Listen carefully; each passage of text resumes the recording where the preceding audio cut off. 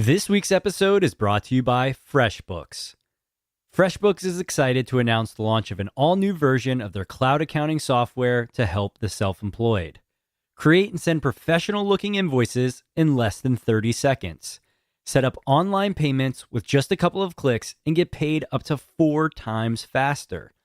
FreshBooks is offering a 30-day unrestricted free trial at freshbooks.com/SP and enter Smart People Podcast in the How Did You Hear About Us section.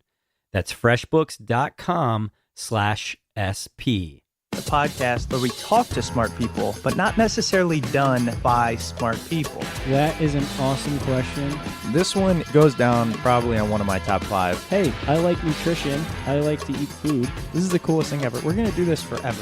I wish I paid more attention in that class. You know, I'm going to be honest, I don't understand that. As a man, I don't get it. Welcome to smartpeoplepodcast.com.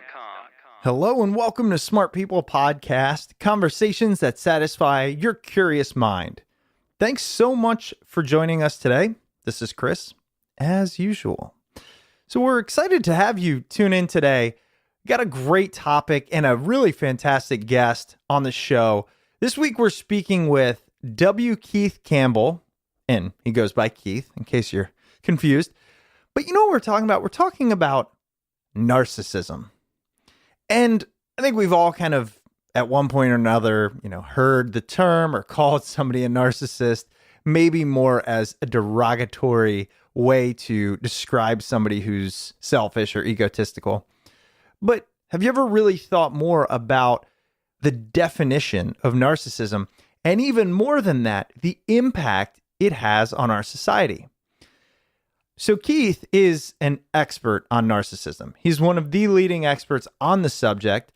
He is the department head and professor of psychology at the University of Georgia. He's the co-author of the book, The Narcissism Epidemic, Living in the Age of Entitlement. He's got a great TED Talk on the psychology of narcissism. And he often speaks about the rise of narcissism and individualism more generally and what it's doing to society.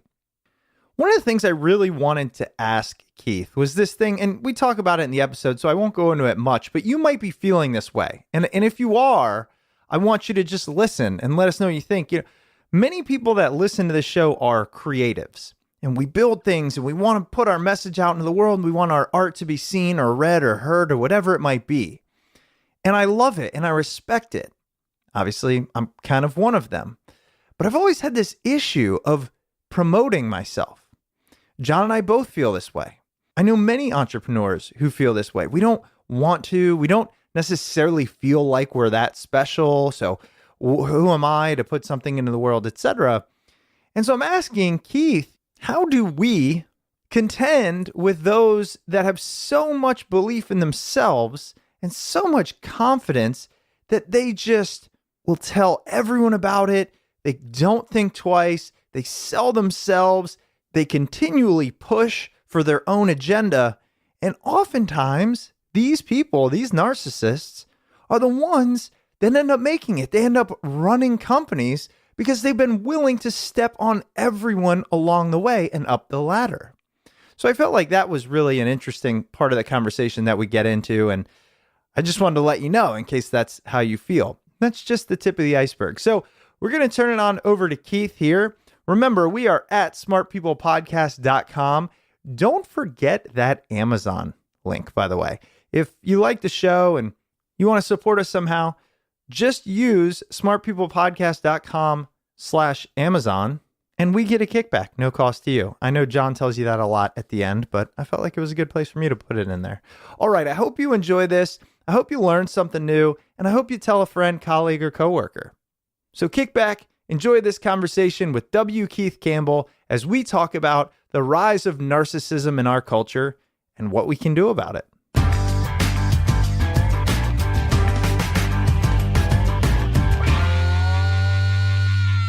All right, Keith. Well, first, I want to say thanks so much for taking the time to be on the show. I'm glad we finally got to connect. I'm happy to be here. You were in the eye of, well, not the eye, but you were in part of the eye of the storm. I think we were in the edge of the storm, and it was so bad here. I have nothing but sympathy for people who really got hit by it. I know it. I mean, it's pretty yeah, catastrophic.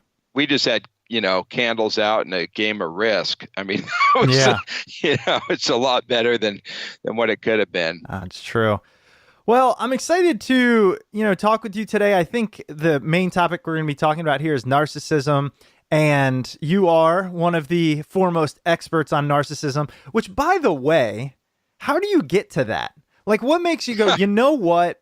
I really want to learn about how people love themselves. Yeah, it's, it's just a few things, in grad school, I was interested in this idea of self-enhancement, which is sort of how people make themselves look good and feel good, inflate themselves. And, we talked about it like this was something everybody did. And I ran one of the first studies in grad school and was, with narcissism in the study. And it was like, oh my God, these people are different. And I remember looking at a graph, this is a study on taking credit from other people. So you kind of work with somebody close to you and then you fail, and do you steal, do you blame them for the failure, or do you say we both kind of screwed up? And what happened was narcissists blamed their friends or their coworkers for failure on this study just completely. And other people were like, no, it's kind of me, it wasn't you. And I was looking at this graph, and one of my friends walked in, who's a professor now at a place I won't mention, and walked in and goes, God, those guys are just dicks. and it was so, it was so interesting that people are in this kind of very social situation. People are very different. So that was part of it. And part of it, I was always interested in these sort of more, Buddhist issues of the non-self and non-attachment. I could never quite figure out how to get a handle on those. But it's very easy to study the more grandiose self. So narcissism was almost like a very easy thing to study when you can't study something that's a little more interesting. Well, have you uncovered a percentage of people that would qualify as narcissists? No, it's really, like what we're seeing with most personality and almost all personality is it's on a continuum. We're probably designed to be somewhere in the middle. And but some people are at the extremes on the that sort of high narcissism end. At some point, when it becomes so extreme and really starts interfering with your life, it can be diagnosed as a personality disorder. But in terms of, is there a cutoff for narcissism or narcissists, excuse me? It's the same question as like, is there a cutoff for extroverts or introverts? Not really. We sort of talk about there's sort of people on the higher end and lower end of the scales. For those that, I think we all are familiar with narcissism, but how do you define it, given all your research on it? Well, the simple answer is it's people with an inflated and grandiose sense of themselves. They think they're better than other people, special. They have a high sense of entitlement, grandiosity. So that's sort of the core idea of it. But it does get really complicated because there's really two things that people are talking about when they talk about narcissism. And one of these is grandiose narcissism, which are people who are sort of full of themselves and self-enhancing and self-promoting, and also very extroverted, sort of social driven. They can be charming and charismatic. They're the people that you see in office or you end up in bad relationships with or you work for. It's kind of this very out there sense of narcissism that most of us deal with in our lives. There's this other form, which is people who are sort of entitled and self-centered, but are also sort of shy and have low self-esteem and are a little introverted and, anxious and depressed, really neurotic. And this is talked about as vulnerable narcissism or shy narcissism or covert narcissism, but vulnerable, I think, is the word we've sort of adopted most. And what's really strange is all of us are dealing in a world with more grandiose narcissism unless you're in a clinical psychology practice or psychiatry practice. And then what you're seeing are these more vulnerable people who come in because the grandiose ones don't need help because they're awesome. Right. The more vulnerable people need help because they're depressed because no one kind of sees how great they are secretly. And so there's that confusion in the literature with grandiose and vulnerable. But most of us are talking about grandiose unless you're dealing with a clinical practice. Or what has happened is a lot of people try to make this work, these two definitions work by saying, well, these grandiose people deep down inside are really vulnerable. Sort of like Trump looks in the mirror and he sees Woody Allen staring back at him. Right. And that model has stuck around a long time, but it doesn't really seem to fit most of what we find. First, let's start with the vulnerable narcissism, because I've never heard of that. It doesn't seem very common. So could you explain that more? It's people who feel like they're great, but no one recognizes it, so they hide and brood about how no one recognizes it? Is that what it is? Yeah, so there's a sense of entitlement, a sense of importance. Like, I'm really kind of smart. I deserve to be recognized. I deserve special treatment. And this is where it gets weird, but also sort of low self-esteem. So they're like, yeah, but I kind of don't like myself. But I'm great, but I don't really like myself. And other people don't really like me. So it's self-centeredness, but without the "hey, check me out" feature, and then a lot of anxiety and depression and neuroticism with it. So sometimes we talk about these as like basement narcissists, like living in your mom's basement, waiting to get noticed.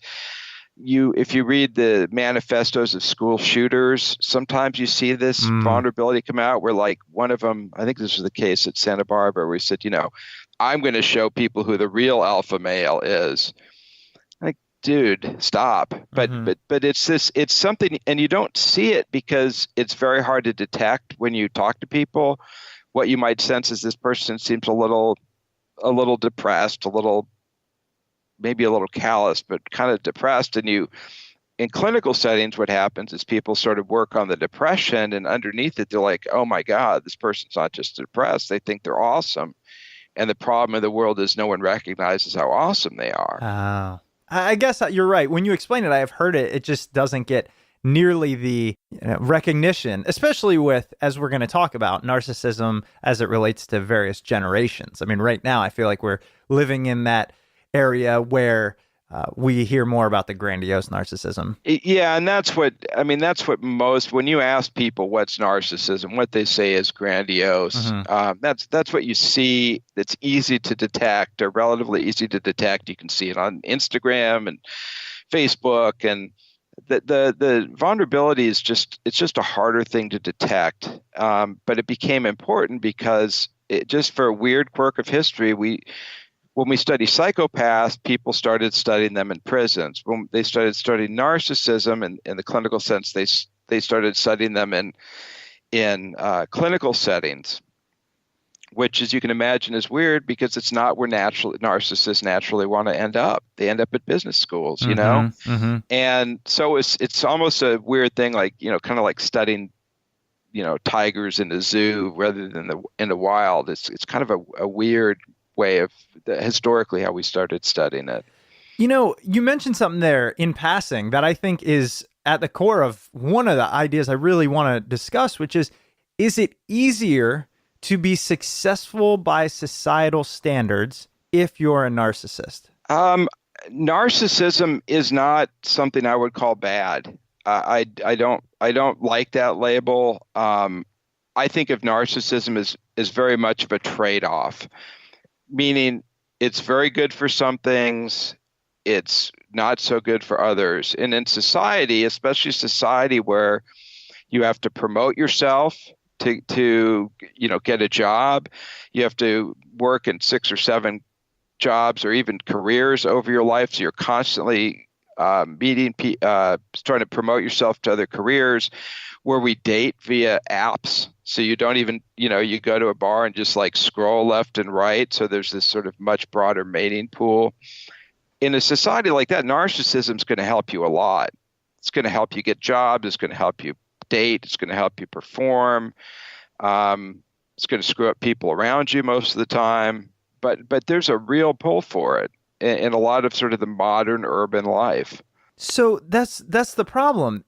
Couldn't we just say that? Well, here's the thing. Couldn't we just say that narcissism is our evolution to modern society. I mean, and if you're willing and able to adapt or be that, then you move up the ranks. You probably make more money, and you probably I don't know. Yeah, it's like it's complicated, and the challenge, and there's a lot of challenges here, but it is an adaptive way of dealing with the modern sort of economy, a consumer economy. It also, being narcissistic can also bite you in the butt. It can mess you up. So, you can start relationships well, but it's very hard to maintain a relationship because you're sort of callous and you're cheating on your spouse or whatever. So it's hard to maintain a relationship. It's, not great for your kids. It's somebody, you're good at starting business deals or coming into leadership positions, but when you're there, you're not really all that great. Sometimes you are, sometimes you're not. You tend to be risky and self-promoting. So it can help you, and the way I talk about it is it sort of helps you in the short term or sort of in emerging terms. Like, it helps for starting things, becoming a leader. It doesn't help performance that much. It can be very negative for performance. That's why, I think one way to think about this is, it's good to be able to sort of harness a little bit of your own narcissism to survive in the economy and even thrive in the modern economy. But if you start taking it too seriously, I think, or it becomes too pervasive in your life, it can lead to problems. Right. And I was going to ask if that would be the case as you were talking about this continuum, and we'll get into that. One thing you mentioned, and it ties in here, is that grandiose narcissists aren't typically the type of people who are really behind the scenes insecure, as you said, right? They're not necessarily looking in the mirror, seeing somebody else. Perhaps they just don't even realize it. And what's surprising to me is, how do you then differentiate between a grandiose narcissist and that person who really does just have low self-esteem and is trying to boost themselves, via social media, for example? Yeah, that's actually a great question.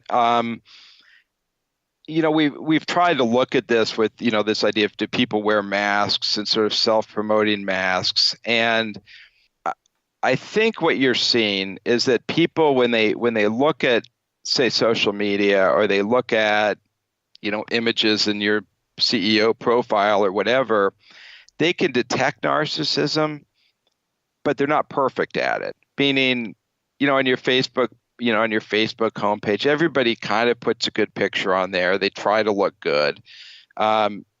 You can see the narcissism. Maybe there's a little more cleavage showing, or a little more, it's a little more focused on the face, or a little more grooming.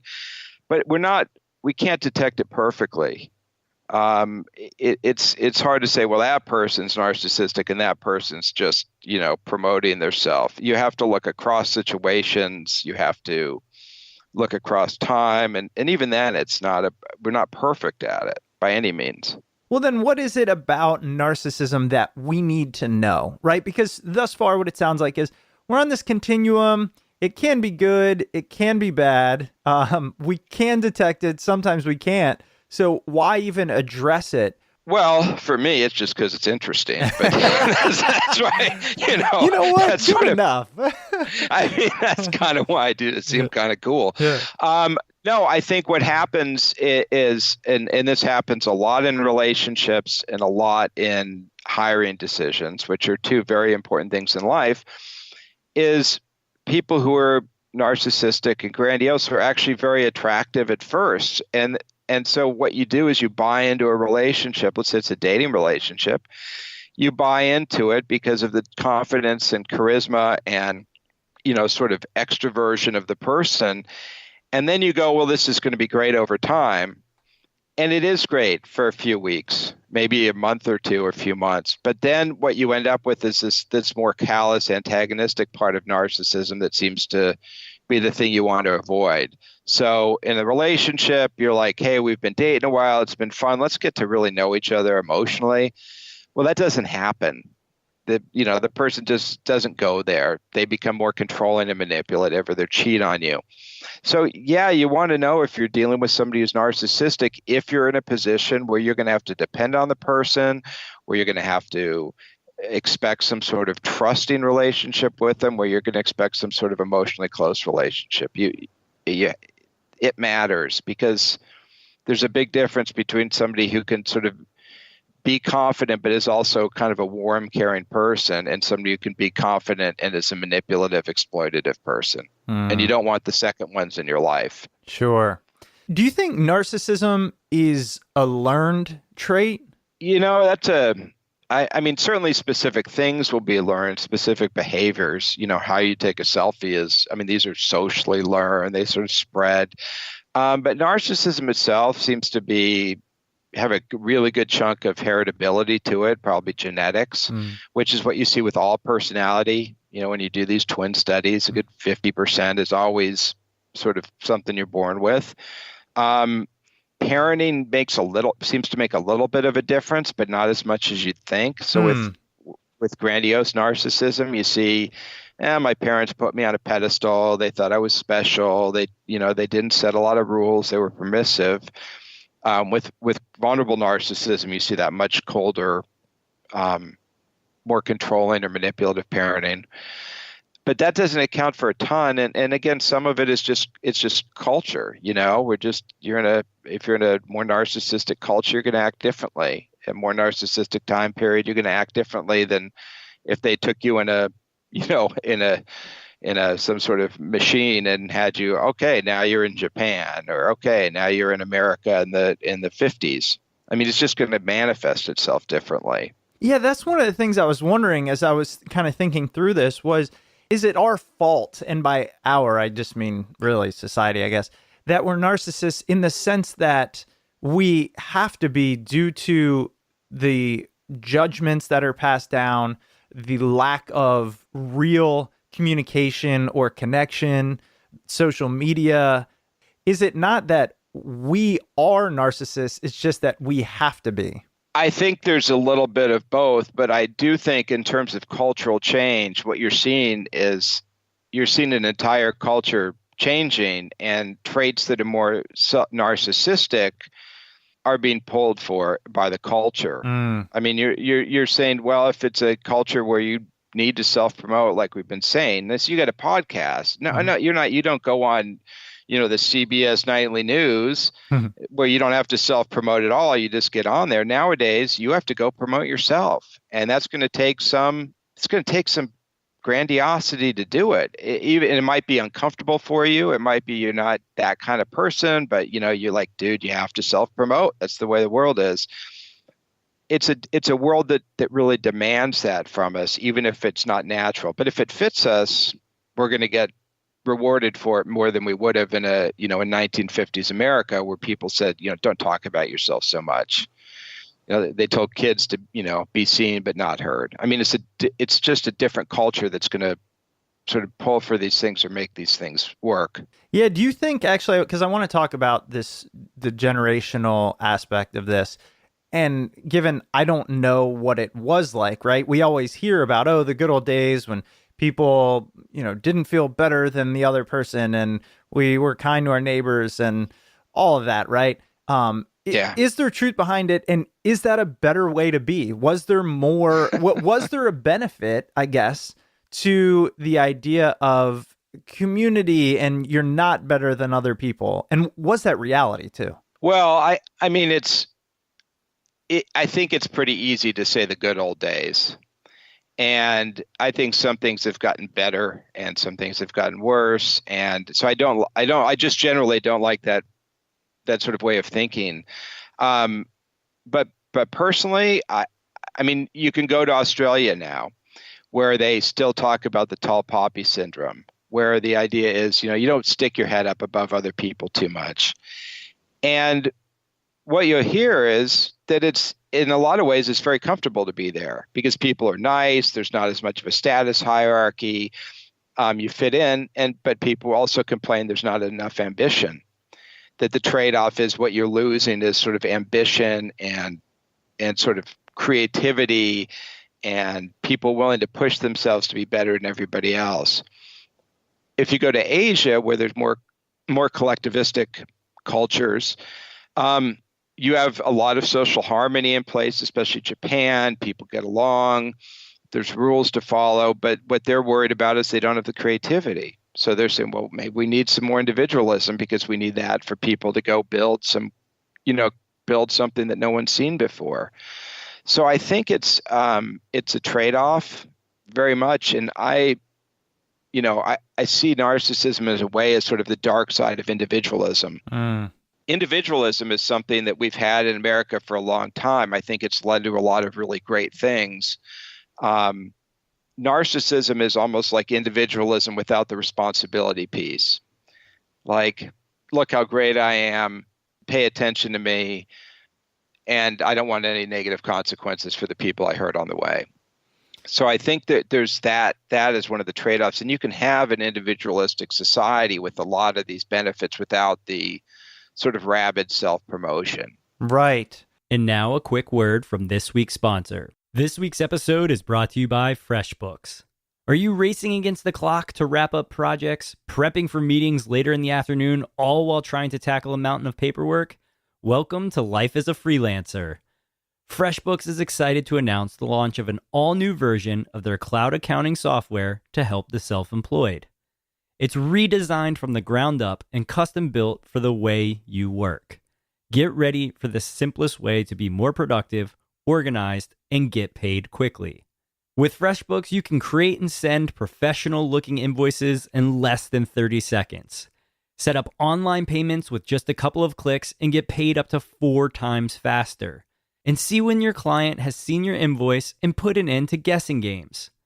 FreshBooks is offering a 30-day unrestricted free trial at freshbooks.com/SP and enter Smart People Podcast in the How Did You Hear About Us section. That's freshbooks.com/SPP and enter Smart People Podcast. Now back to the episode. Right. And that's what I was just thinking of is there, as you mentioned that continuum, there is the middle ground that we can utilize. Your research shows that narcissism as a character trait or just somebody who is a narcissist tends to lead to less happiness, less fulfillment, perhaps.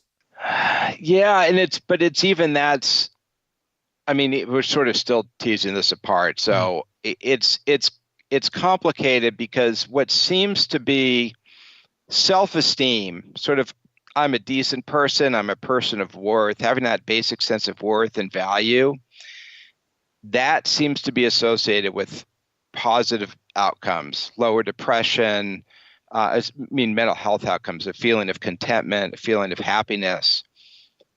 Narcissism, to the extent it works, to the extent that your narcissism gives you self-esteem, like I'm killing it, you get that happiness that comes with it. When you don't get that self-esteem is when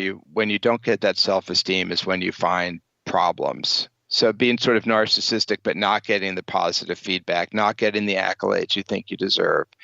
And I think that, so that makes it sort of complicated that narcissism can make you happy, but it's, but you need the self-esteem piece to get that happiness. And the other thing with narcissism is that it's a lot of frickin' work, because you've got to get attention all the time. And if you don't get it, you've got to go out there and find it. And letting go of some of that is, getting satisfaction from, look, I've got a good family, I've got good friends, what I do is sort of meaningful. That's a lot easier to maintain than saying I'm better than everybody else. I mean, because with narcissism, you're fighting against age. We're always get slower. We always get less attractive. We get weaker. You're fighting against that. You're fighting against the odds of constantly having to promote. It's a riskier strategy, and it's a stressful strategy. Has your research on narcissism and your career studying it helped you move more towards that Buddhist philosophy and away from the anxieties that come with trying to be so great and perceived as great? That's a question I've never had before. Personally, just in terms of my own life, studying narcissism and studying self-enhancement processes makes me a little bit more sort of wary of my own. Like when I see myself doing stuff. I'm like, dude, come on, So it's harder for me to get away with it. I want to self-promote, but it makes it a little harder. Mm-hmm. And I think it's forced me to take a little bigger look at things. But the other thing I think that it gets complicated is that, you can be sort of hung up on yourself in two directions. Narcissism is one, self-promoting, everything else. The other way is what you see with more depression and vulnerable narcissism and anxiety, where people are super self-focused, but it's a lot more about, I'm a loser. I'm knowing I don't have enough in my life. I'm empty, which is another form of self-focus. And I think, breaking away from that whole thing is really useful if you can do it. Right. Sort of detaching from the self at sort of that bigger level. Not just saying, look, I'm going to be less narcissistic. I mean, that can help. I'm not saying you shouldn't do it, or at least be strategic in your narcissism. But there's a lot of ways to be hung up with the self, and narcissism is just one of them. I don't know if that made any sense or not. No, it did. It did. Because, for example, I always go back to in these kind of discussions or in thinking about this, I was kind of raised to have self-confidence, but with a logical base. And so the way I have always thought about things, the paradigm I've uncovered recently is I think about it in the sense of, look, there's however many billions of people on this planet. It's impossible that all of us are special. It's just impossible. And like, it's even getting to the point where it's not everyone, or the vast majority of people don't need to be heard, don't have anything great to say, don't need to write a book, don't need to start a blog, don't need to do this, right? But that mentality doesn't really serve you. And I say that speaking from experience, right? John and I, with this podcast, started it assuming no one was going to listen, no one was going to care, and that was okay. And then we never promoted it. We never really did anything that we saw other podcasts doing. They got more listens, they got more downloads and all that. And sometimes I wish, well, we should have, right? And I think it takes that narcissism. You have to, in order to create anything, you have to be willing to say the world needs this. And in my opinion, to think the world of 7 billion people or whatever it is needs your information is the epitome of narcissism. Yeah. So how do we deal with that? Yeah, I think what you're saying is that most people vastly overestimate how much they matter. Yeah. And I think that's part of the human condition. I mean, most people, you go take the next 30 people you say and say, rate yourself on attractiveness, on a 10-point scale, and the average is going to be 7.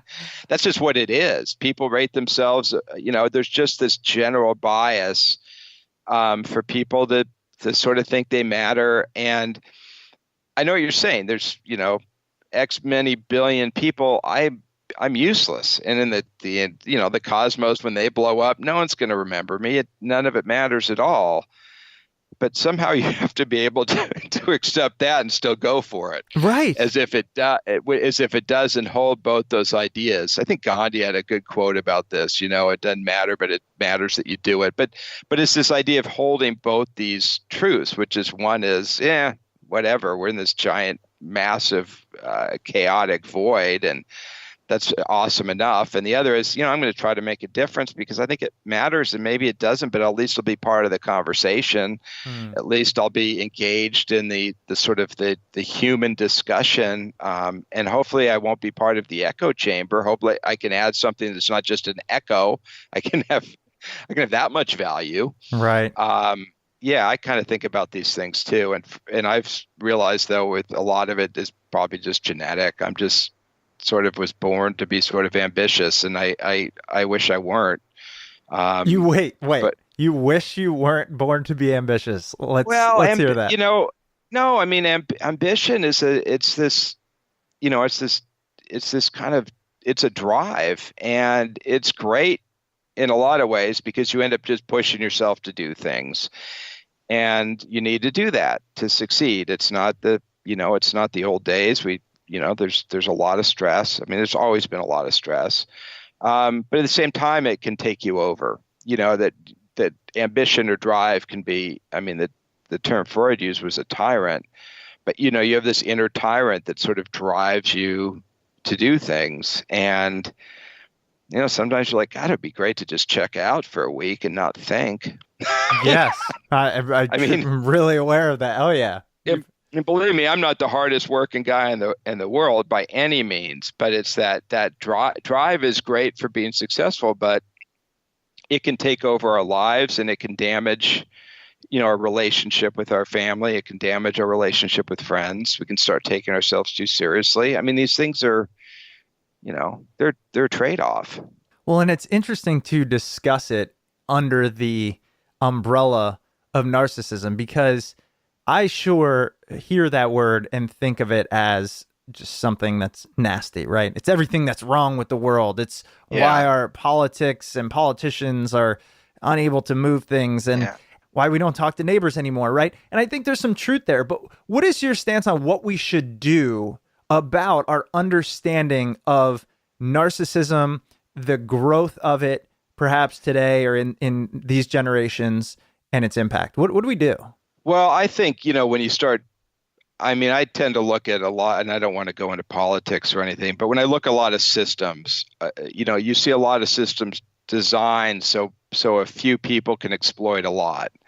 And that sort of overtakes performance. So you see in corporations, people in leadership will manipulate the financial statements so they can get a huge stock bonus, but it ends up hurting everybody who works there in the long term. And, you see it in political leadership, of course, you see it in a lot of places. So I would like systems that didn't reward it quite as much. And if you need, for a system to deal well with narcissism, you need to fail.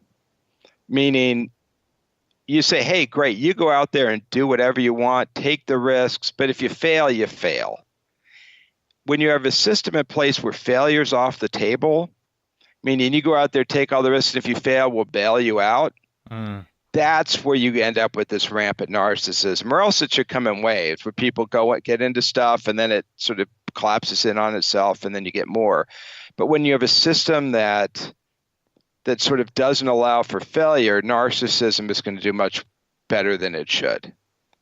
And obviously, we've seen this in the country with the economic collapse, but you see it in any system where there's no downside risk, investing with other people's money, dating without any, starting relationships or having kids out of wedlock with any downside risk. All these things where you take out the downside, you're going to get far more narcissism than I think is healthy for a system, and the systems will collapse. Do you think that's what is happening? You think we're moving towards that? I mean, because let's be honest and frank, I don't think there's many people that would disagree. Trump definitely, if not a narcissist, has narcissistic tendencies. A lot of our politicians, and even I would say a lot of our business leaders, that's how they get there. So yes, does that, are we setting ourselves up for failure with a system that bails them out, and then if they succeed, pays them exponentially? Absolutely. I think this is, when you look at narcissism in sort of over time or in culture, what should happen theoretically is that narcissism should rise when things are good. People kind of get full of themselves and start believing that they're doing it. And then things should collapse and the system should reset, where sort of people become a little more humble, realize how important it is to have close relationships because they're the people who bail you out when things go wrong. And you should see a reset. And in terms of narcissism in young people, what we're starting to see, and I don't want to talk about this too much because the data are sort of not quite published, but we have some data that show this as well, that are published, that narcissism seems to be dropping with young people. And starting with the collapse, where people going to school now are like, I'm just going to be lucky to get a job. People are starting to major in things that, I'm going to major in engineering because I can get a job. People are becoming a lot more practical in their focus on things. What you never saw in this country after the collapse was that people who generated a lot of wealth from that collapse, you didn't see them hurting. They got bailed out. And And I think that's a problem because a system of risk and self-promoting risk, if you bail it out, it's just going to get worse until the whole thing has to be bailed out. And then it gets, it gets incrementally harder. Sort of like it's just a system like, I was in Yellowstone recently. In Yellowstone Park, they would shut down every fire. I don't know if you remember this, maybe this is for older people, but they used to have a system of, instead of letting the fires burn, they'd put the fires out. And they did this successfully for decades.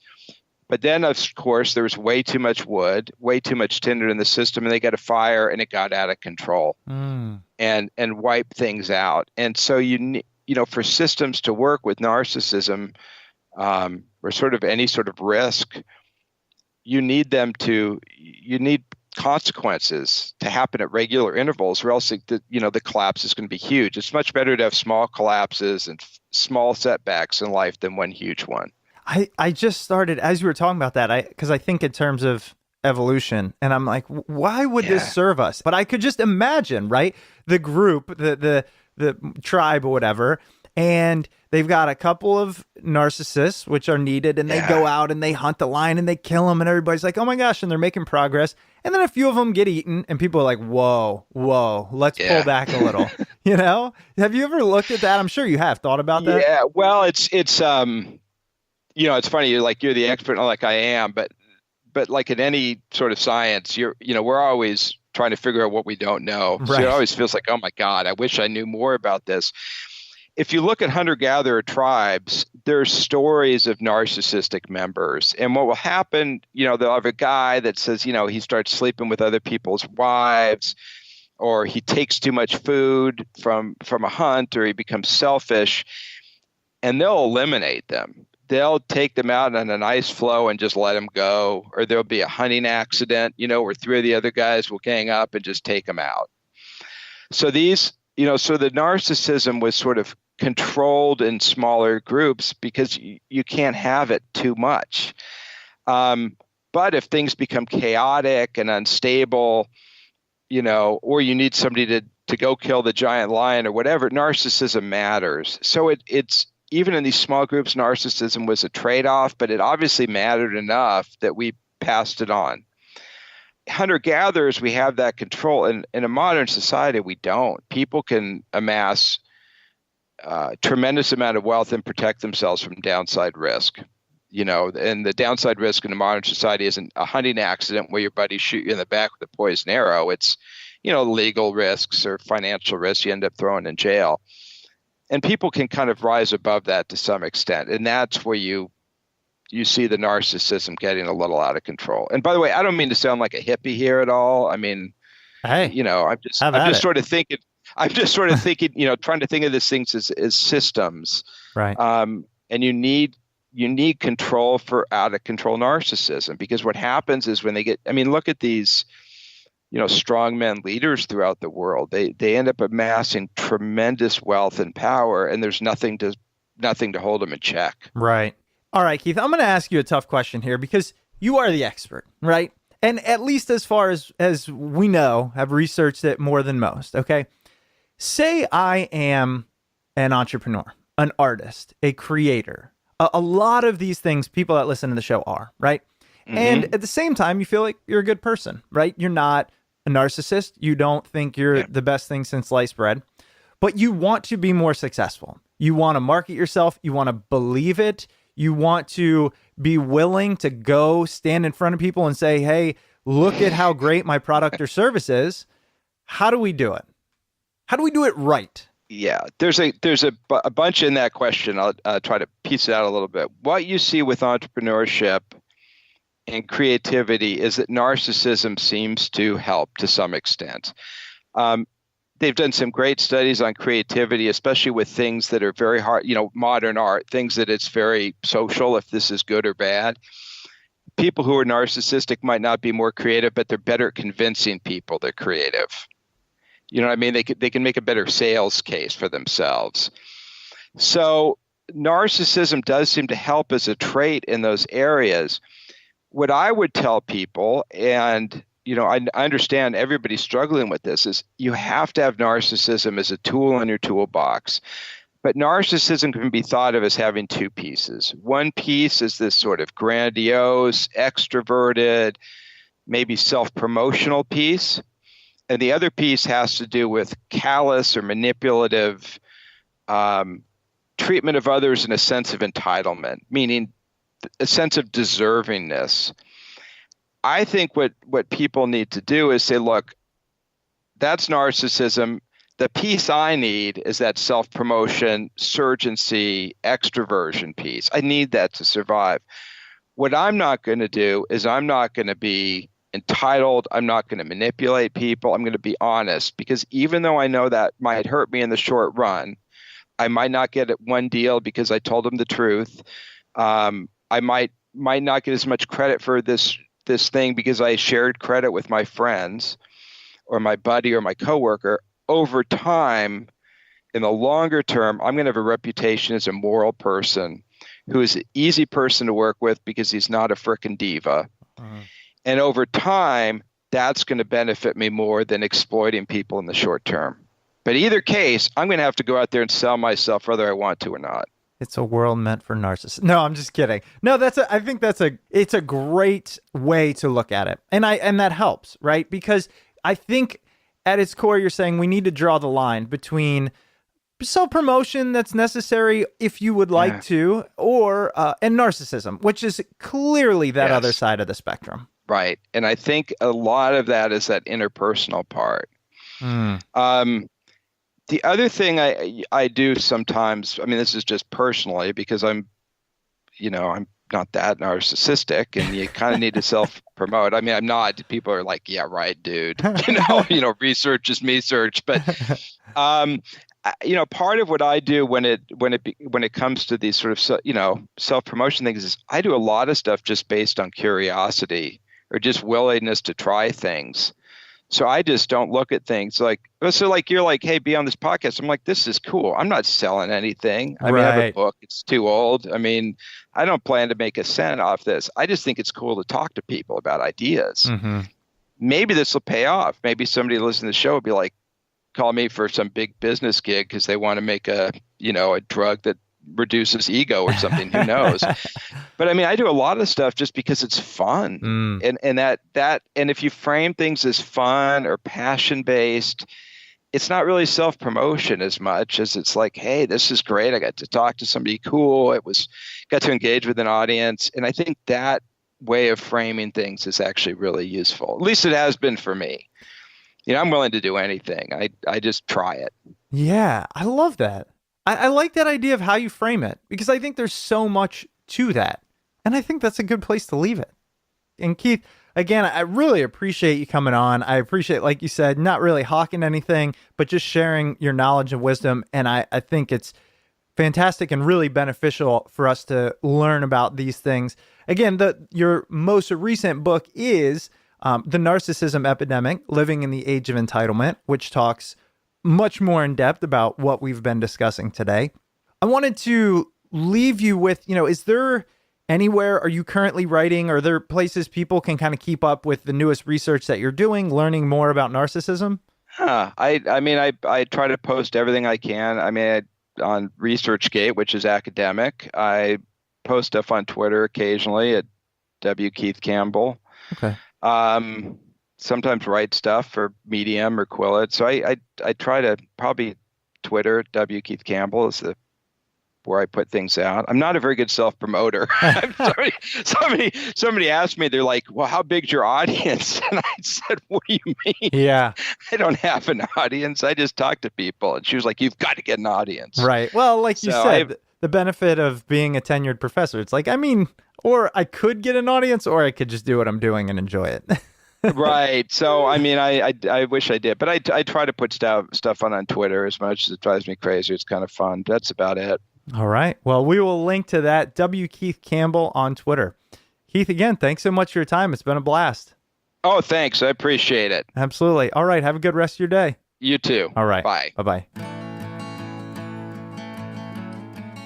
Welcome back. I hope you enjoyed that episode with W. Keith Campbell. His book, The Narcissism Epidemic, Living in the Age of Entitlement, can be found at your local bookstore and on Amazon. And as always, if you decide to purchase through Amazon, please use the Smart People Podcast Amazon link located at smartpeoplepodcast.com/Amazon. Any purchase you make through that link comes at no extra cost to you, but it greatly helps out the show. If you're looking for other free and easy ways to support the show, please head over to iTunes or Apple Podcasts and leave a rating and review over there.